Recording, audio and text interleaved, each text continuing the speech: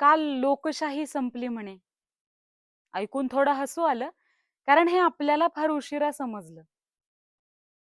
तिनं तेव्हाच शेवटचा श्वास घेतला, जेव्हा 1975च्या त्या हुकमी सहीनं देशाचं स्वातंत्र्य अंधाऱ्या कोठडीत कोंडलं. जेव्हा गोध्राच्या जळीत हत्याकांडात अनेक निष्पाप जीव होरपळले आणि राजकारणाच्या मतपेटीत माणसांचे कोळसे उरले.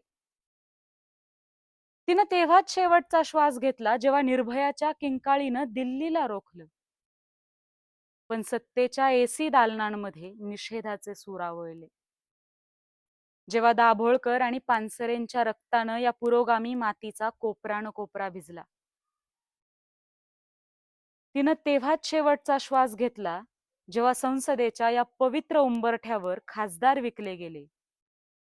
तिनं तेव्हाच शेवटचा श्वास घेतला, जेव्हा धर्म आणि राजकारण एक झालं.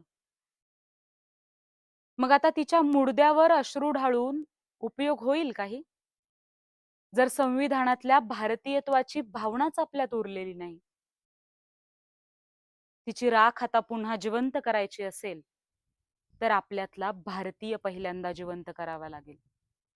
कारण लोकशाही एका घटनेनं मरत नाही. आपण तिला रोज मारत असतो, आपल्या गप्प बसण्यानं.